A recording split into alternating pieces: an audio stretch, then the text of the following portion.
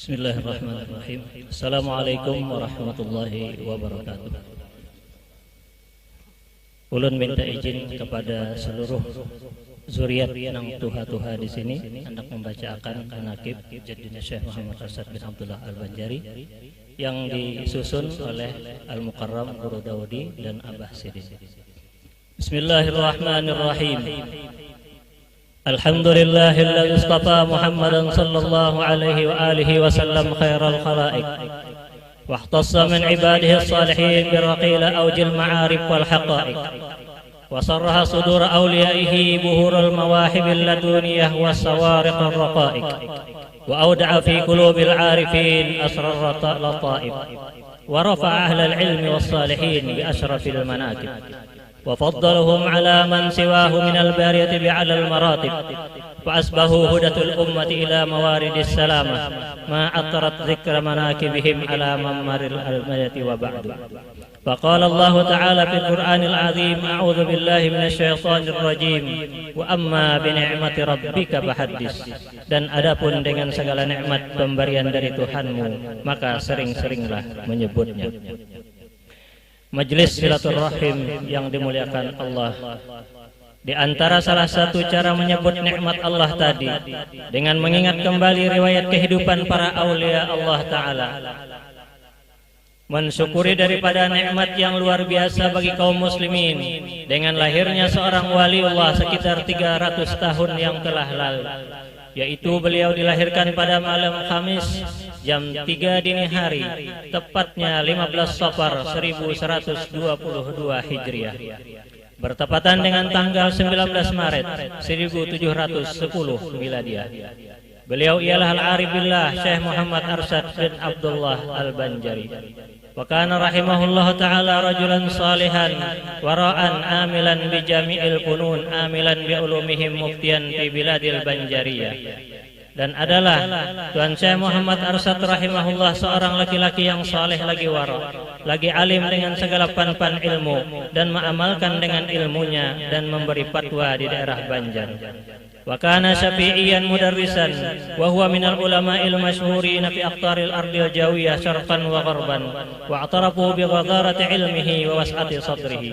Dan adalah dia bermazhab Syafi'i, mengajar, dan ia termasuk daripada ulama yang masyhur di dalam daerah Tanah Jawi atau Indonesia pada masanya, baik Indonesia Timur Barat, dan mereka mengetahui terhadap Tuan Syekh Muhammad Arsad dengan banyak ilmu serta luas pengetahuannya. Qad intafa'a bihin nasu rafi'ahum wa wadi'ahum kabirahum saghiruhum fi ilmihi wa harakatihi wa qad rahala ba'dun nas ilaihi li talibil ilmi min amakin ba'idatin wa min salatin biladihi. Sungguh mengambil manfaat dengan dia oleh segala manusia, baik mereka yang bermartabat tinggi atau yang mereka bermartabat rendah, besar tua ataupun kecil muda di dalam ilmunya dan geraknya. Dan sungguh sebagian manusia pergi menuju kepadanya untuk menuntut ilmu yang datang dari tempat yang jauh, dan ia termasuk sebagai penasihat para sultan di negerinya. Huwa tilmidun al-arif billah Asy-Syaikh Al-Qutbul Aqwan, lahu auladun katsiratun zukurun wa inasa yablughu adaduhum 27 wa hajjan ila baitillahil haram la yanqusu min 25 marrah. Dan adalah dia murid seorang arif billah, yaitu muridnya Syekh Muhammad bin Abdul Karim As-Samman Al-Madani. Dia mempunyai anak yang banyak, laki-laki dan perempuan, bilangannya itu sampai 27 orang, dan berhaji ke Baitullah tidak kurang dari 25 kali. Wa kana zarra'an sahiba iyalin katsiratin lahu zawjatun qad adala bainahunna fil qismati wan nafaqati wa ghairiha.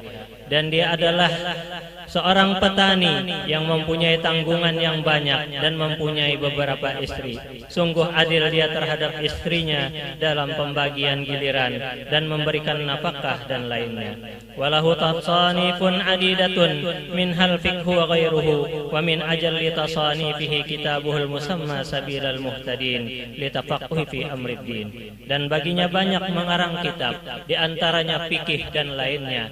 Di antaranya yang paling besar yang dinamakan dengan kitab Sabilal Muhtadin untuk memahami di dalam perintah agama. Setengah daripada keutamaan Tuan Syekh Muhammad Arsyad, yaitu dari masa kecil beliau sudah mendapatkan pendidikan agama daripada kedua orang tuanya sendiri yang saleh dan salehah, yaitu ayahandanya yang bernama Abdullah dan ibunya yang bernama Aminah. Sehingga pada masa kecilnya sudah tampak kecerdasan dan kepandaian beliau dalam beberapa hal, terutama tentang agama. Akhirnya Sultan pun berkehendak membawa beliau untuk tinggal bersama Sultan di istana atau di keraton, yang sekarang menjadi sebuah kampung yang bernama Kampung Keraton. Dan beliau diasuh oleh Sultan dengan penuh rasa kasih sayang dan penuh perhatian, dan banyak keajaiban yang terjadi di dalam diri beliau waktu di istana. Setengah daripada keajaiban yang terjadi pada Tuan Syekh Muhammad Arsyad, pada suatu malam ketika beliau sedang tidur, badan beliau terangkat kira-kira sehasta dari tempat tidur di istana. Pengawal dan para menteri di istana pada malam itu sangat terkejut sekali melihatnya, dan kemudian memeganglah oleh menteri akan badan Tuan Syekh Muhammad Arsyad. Beliau pun terbangun dan menangis. Kemudian pengawal istana itu menanyakan hal itu kepada beliau. Beliau pun menjawab bahwa beliau sedang bermimpi bertemu dengan seorang tua yang hendak membawa beliau ke atas langit. Maka dengan terjadinya keajaiban tadi, Sultan pun bertambah sayang terhadap beliau. Beliau pun mendapatkan keistimewaan yang luar biasa di dalam istana. Sesudah dewasa, Tuan Syekh Muhammad Arsyad dikawinkan oleh Sultan dengan seorang perempuan yang salehah, yang taat kepada suami, serta sabar di dalam melayani suami. Beliau bernama Tuan Bajut. Kecintaan beliau terhadap suami sangat dalam sekali, sehingga apa saja yang akan dilakukan suaminya, beliau menerima dengan penuh keikhlasan. Sekalipun beliau ditinggalkan oleh suami menuntut ilmu ke tanah suci Mekah, beliau pun menerima dengan lapang dada. Walaupun beliau sedang hamil pertama, istri yang tercinta ini bermakam di desa Tungkaran, berdampingan dengan makam salah seorang sahabat beliau yang menjadi menantu beliau, yaitu menantu Syekh Muhammad Arsyad, yaitu Syekh Abdul Wahab Bugis. Berangkat menuju tanah suci Makkah menuntut ilmu. Dengan kecintaan Syekh Muhammad Arsyad pada ilmu, beliau pun minta izin dengan Sultan untuk menuntut ilmu ke tanah suci Makkah Al-Mukarramah. Atas izin dan sangu Sultan, berangkatlah beliau ke Makkah Al-Mukarramah dengan meninggalkan istri yang tercinta yang sedang hamil pertama. 30 tahun lamanya Tuan Syekh Muhammad Arsyad belajar dan mengaji di Makkah Al-Mukarramah, sehingga banyak dari pan-pan ilmu yang beliau dapatkan, seperti ilmu fikih, tasawuf dan lainnya. Karena beliau menguasai ilmu fikih, beliau pun mengarang kitab fikih yang dinamakan dengan kitab Sabilal Muhtadin li Tafaqquh fi Amriddin. Dan kitab Sabilal Muhtadin ini diabadikan namanya dengan sebuah masjid yang besar di Kalimantan Selatan. Setengah daripada karamat Tuan Syekh Muhammad Arsyad, ketika Tuan Syekh Muhammad Arsyad membuktikan kebenaran pendapat beliau tentang membetulkan arah kiblat di Masjid Jambatan 5 di Batawi, maka beliau acungkan tangan beliau ke arah jamaah di masjid, sehingga tampak bagi mereka arah Ka'bah di celah-celah tangan baju jubah Datuk Kalampayan. Sewaktu Tuan Syekh Muhammad Arsyad berada di Makkah Al-Mukarramah dan sambil bercerita dengan guru beliau tentang keadaan tanah Jawa, bahwa ada terdapat buah yang penuh duri namun isinya manis dan enak rasanya. Setelah mendengar cerita beliau tadi, maka tampak keinginan guru beliau untuk memakan buah tersebut. Maka dengan sekejap tangan, beliau bergerak menjangkau ke belakang. Ternyata buah durian yang sedang masak serta harum baunya sudah di tangan Sidin. Beliau pun kemudian memberikan kepada guru beliau buah durian tersebut. Sebagai penutup, penyusun mengambil berkah seorang wali Allah dan juga salah satu dari cucu Tuan Syekh Muhammad Arsyad Al-Banjari, yaitu Syekh Muhammad As'ad Khatib bin Pangeran Mufti Ahmad bin Waliullah Syekh Muhammad Arsyad Al-Banjari, yang bunyinya demikian.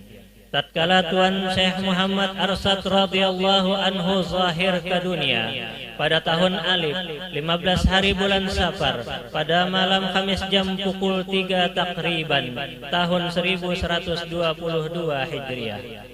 Maka tatkala sampai kepada malam Selasa 5 hari bulan Rajab 1224 Hijriah, ketika itu Tuan mudik ke kebun Bahabis dengan anak bini semuanya.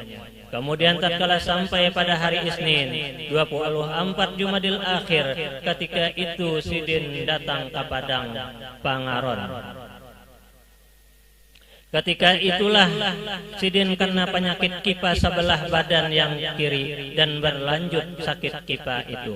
Maka tatkala sampai pada hari Isnin 4 bulan Jumadil Ula tahun 1226, ketika itu Tuan milir atau bulik ke dalam pagar Bahabis semuaan, padahal Sidin masih dalam keadaan sakit kipa. Maka tatkala sampai pada malam Selasa 6 hari bulan Syawal pada antara Maghrib dan Isya tahun 1227 Hijriah, ketika itu Tuan pulang ke rahmatullah. Inna lillahi wa inna ilaihi raji'un. Allahumma ansur nafakhati ridwani alaihi wa amidna Allah bi asraril lati audat ladaihi.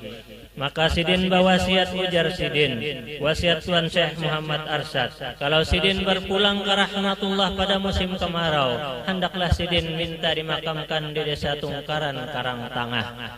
Kalau Sidin, ujar Sidin, berpulang ke rahmatullah pada musim ba'ah atau banyu dalam, Sidin minta dimakamkan di kampung Kalampayan. Ternyata beliau berpulang ke rahmatullah pada musim kemarau. Inilah salah satu daripada karamat Sidin. Namun pada malam itu sangat dirundung oleh duka atas berpulangnya waliullah yang tercinta ke hadirat yang kuasa. Hujan pun tiba dengan labatnya yang membawa rahmat. Akhirnya sungai pun digenangi air hujan yang berlimpah ruah, sehingga bisa menghubungkan kampung dalam pagar menuju desa Kalampayan. Akhirnya Datuk tadi dimakamkan di desa Kalampayan. Itulah Jaddina Syekh Muhammad Arsyad bin Abdullah Al-Hindi Al-Banjari. Allahumma hulla ruhahu fi mahallil abrar wa nawadahu birahmati ana il-laili wan nahar birahmatika ya rahim ya ghaffar waj'alillahumma fi qabrihi ad-diya wan nur wal الفسحة والسرور والبهجة والحبور إنك ملك رب غفور وصلى الله على سيدنا محمد وعلى آله وصحبه وسلم والحمد لله رب العالمين والعفو منكم ثم السلام عليكم ورحمة الله وبركاته. Terima kasih kepada Ketua Perkumpulan Ukhuwah Angkatan Muda Zuriyah Syekh Muhammad Arsyad Al-Banjari, Guru Haji Abdul Malik Al-Banjari, yang telah membacakan manaqib Jaddina Maulana Syekh Muhammad Arsyad bin Abdullah Al-Banjari. Mudah-mudahan kita semua mendapatkan barokah daripada